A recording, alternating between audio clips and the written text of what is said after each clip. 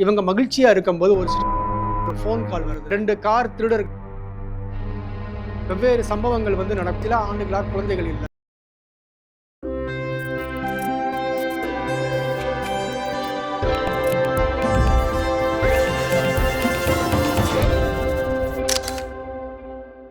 வணக்கம், நான் உங்கள் ராகவ்குமார். இது தீபிகா அதிர்வுகள். மீண்டும் ஒரு விமர்சனத்தில் உங்களை சந்திப்பதில் மகிழ்ச்சி. நம்ம நாட்டில் இப்போ மிகப்பெரிய பிரச்சனை என்ன அப்படின்னு பார்த்தீங்கன்னா, பாப்புலேஷன், மக்கள் தொகை கிட்டத்தட்ட 120 கோடிக்கு மேலேயே நம்ம தாண்டிக்கிட்டு இருக்கோம். ஸோ குறிப்பாக நார்த் இந்தியாவில் மிக அதிகமான அளவில் மக்கள் தொகை பெருகிக்கிட்டே இருக்கு. ஆனால் இது ஒரு பக்கம் இருந்தால் கூட இதுக்கு ஆப்போசிட்டாக இன்னொரு விஷயம் நடந்துக்கிட்டே இருக்குது. குழந்தையின்மை பிரச்சனை நம்ம நாட்டில் அதிகமாகிட்டே இருக்குது.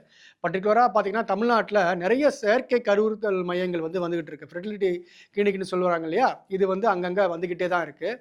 சென்னை மாதிரி பெருநகரங்களில் நிறைய ஃபெர்டிலிட்டி கிளினிக் வருது. குழந்தையின்மைக்கு நிறைய காரணங்கள் சொல்றாங்க. சமூக ரீதியான காரணங்கள், அதுக்கப்புறம் உணவு ரீதியான காரணங்கள், இப்படி நிறைய விஷயங்கள் சொல்றாங்க. இந்த பிரச்சனைகள்ல பெரும்பாலும் இருக்கக்கூடிய ஒரு சமூகம்னு பார்த்தீங்கன்னா, நம்மளுடைய நடுத்தர வர்க்கமும், உயர் நடுத்தர வர்க்கமும், பணக்கார வர்க்கம் தான் இது பெரிய அளவுல குழந்தையின்மை பிரச்சனைக்கு பாதிக்கப்படுறாங்க. இந்த குழந்தையின்மை பிரச்சனையை மையப்படுத்தி ஒரு கிரைம் த்ரில்லர் படமா வந்திருக்கு. இந்த ட்ரோமா அப்படின்ற ஒரு படம். இந்த படத்தை அறிமுக இயக்குனர் தம்பிதுரை மாரியப்பன் டைரக்ட் பண்ணியிருக்காரு. இந்த படம் வித்தியாசமா இருக்கு. அப்படின்னா வித்தியாசம்ன்றது என்ன வித்தியாசம் அப்படின்னு பார்த்தீங்கன்னா, இது ஆந்தாலஜி பாணி திரைப்படம். அதாவது எப்படின்னா, வெவ்வேறு சம்பவங்கள் நடக்கும். ஒன்னோட ஒன்று சம்மந்தம் இல்லாத மாதிரி தெரியும். ஆனால் ஒரு புள்ளியில் சந்திக்கும். இதுதான் இந்த படத்தினுடைய முக்கியமான ஒரு விஷயம்.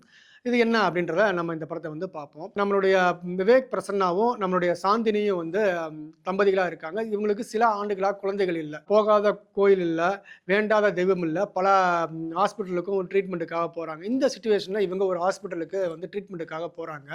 அப்பாவுக்கு நானே சம்பாதிச்சு ஒரு நல்ல கால் டாக்ஸி வாங்கி கொடுக்கணும்.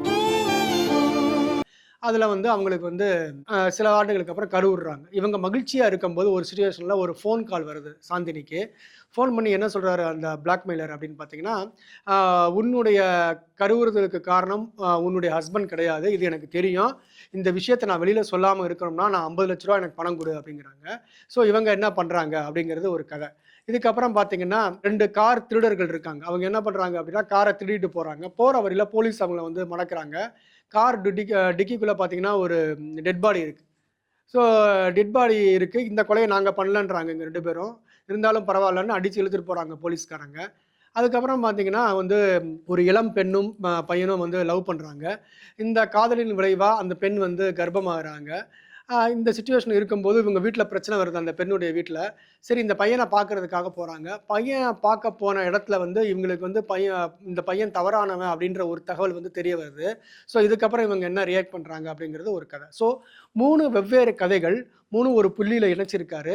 இது மட்டும் இல்லாமல் ஹைப்பர் லிங்க்னு சொல்லக்கூடிய ஒரு திரைக்கதை வடிவம் இருக்குது. அப்படின்னா நாம் தொடர்ந்து காட்சிகள் வந்துக்கிட்டே இருக்கும். ஒன்றோட ஒன்று சம்மந்தம் இல்லாத இருக்கும் மாதிரி இருக்கும் அந்த காட்சிகள்.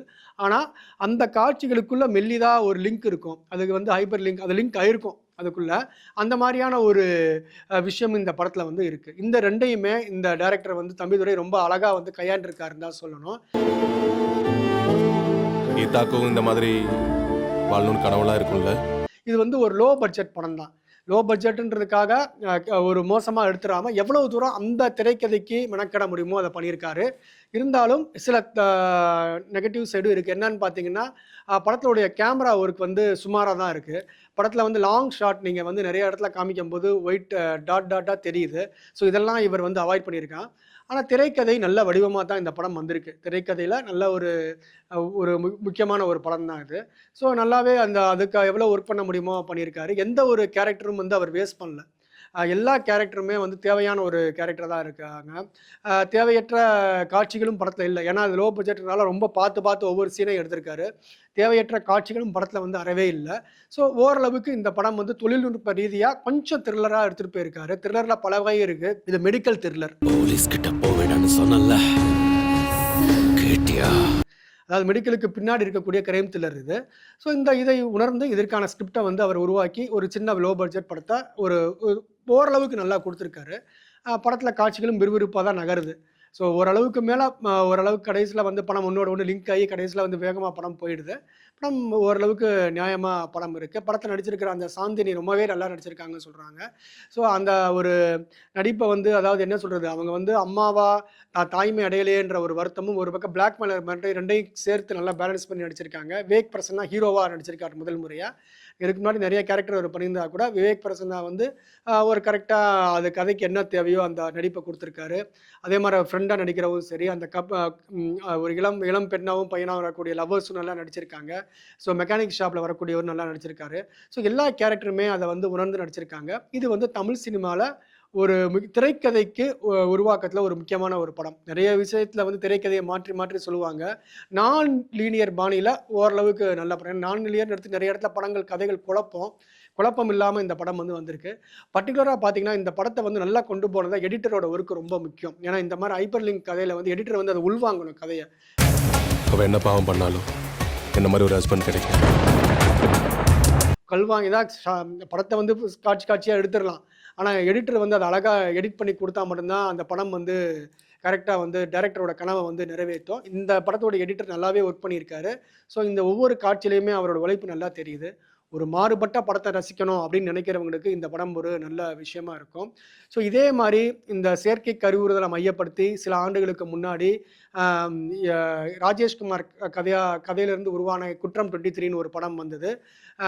அறிவழகன் அந்த படத்தை டைரக்ட் பண்ணியிருந்தார். ஸோ அந்த படமும் இதுவும் ஒன்று கிடையாது. ஆனால் ரெண்டுமே ஒரே மாதிரியான கிரைமை வந்து பேசுது. மெடிக்கல் கிரைம் அப்படிங்கிற அந்த ஒரு விஷயம் பர்டிகுலராக வந்து இந்த ஃபெர்டிலிட்டி பேஸ் பண்ண ஒரு கதை தான் ரெண்டுமே ஒன்லைன் வந்து கொஞ்சம் ஒத்துப்போகுது. ஆனால் ரெண்டுமே ப்ரெசென்ட் பண்ண விதம் வேறு. அது வந்து ஒரு பெரிய பட்ஜெட்டில் எடுத்த ஒரு படம். அதுக்கான நியாயத்தை சேர்த்துருக்கு. இது வந்து சின்ன பட்ஜெட்டில் அவரால் என்ன முடியுமோ அதை பண்ணியிருக்காங்க. ஸோ ரெண்டு கதைகளில் ஒன்லைன் ஒன்றா இருந்தாலும் வேறு விதமான ட்ரீட்மெண்ட். ஸோ இந்த படத்தை வந்து பாருங்கள். கண்டிப்பாக வந்து இந்த படம் ஒரு வித்தியாசமான திரைக்கதையை பார்க்கக்கூடியவங்களுக்கு இந்த படம் கண்டிப்பாக பிடிக்கும். மீண்டும் அடுத்த சந்திப்பில் நான் சந்திக்கிறேன். உங்களிடம் விடைபெறுவது ராகவகுமார். இது தீபிகா அதிர்வுகள்.